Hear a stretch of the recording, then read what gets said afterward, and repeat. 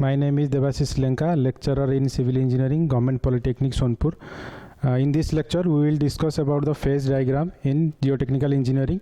So mainly we divide the phase diagram into two parts. One is three-phase diagram and two-phase diagram. In three-phase diagram, we generally consider solid, water and air. And in two-phase diagram, we will consider solid, water or solid, air.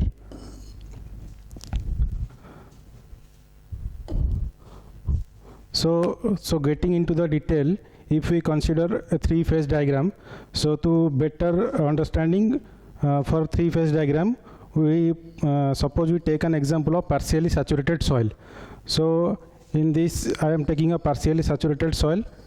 So we see that it will obviously consist the solid part.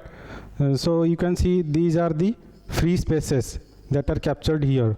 So these free spaces we generally call is at void or porous. So the void and porous may consist of water or it may consist of air or both of them. So if we generalize into it three-phase diagram, so the three-phase diagram will look like this. This is the total volume. First part we take solid, in the second part we take water, and in the last part it's air. So if we consider Vs as volume of solid and Vw as volume of water and Va as volume of air. So to calculate the total volume of soil, the total volume of soil will consist of these three parts, means the total volume of soil will be equal to volume of air plus volume of water plus volume of solid. Second, we are considering the weight of the different parameters. So if Ws is the weight of the solid and Ww is the weight of the water and Wa is the weight of the air. So the total weight of the soil will be weight of the solid plus weight of the water plus weight of the air. But what we do, that we neglect the weight of the air. So weight of the air will be 0. So now the weight of the soil will be only weight of the solid plus weight of the water.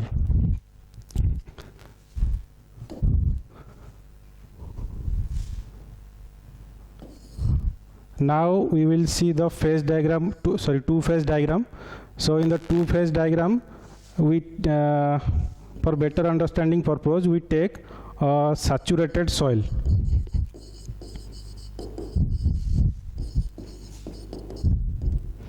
So saturated soil, as the name suggests, that air is absent, only solid and water is present.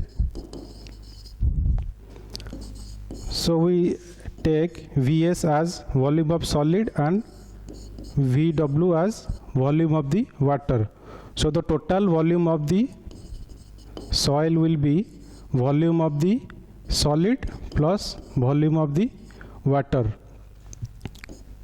And in the weight perspective, if Ws is the weight of the solid and Ww is the weight of the water, then total weight of the soil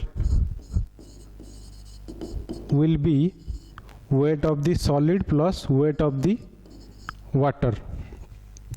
So this is the two-phase diagram for the saturated soil. Another one example for two-phase diagram, we can take the dry soil. So in a dry soil, only solid and air will be present, water will be absent. So if Vs is the volume of the solid and Va is the volume of the air, So the total volume of the soil will be volume of the solid plus volume of the air. And if we consider Ws as weight of the solid and Wa as the weight of the air, so the total weight of the soil will be weight of the solid plus weight of the air. Again we neglect the weight of the air, so the weight of the soil will be weight of the solid only.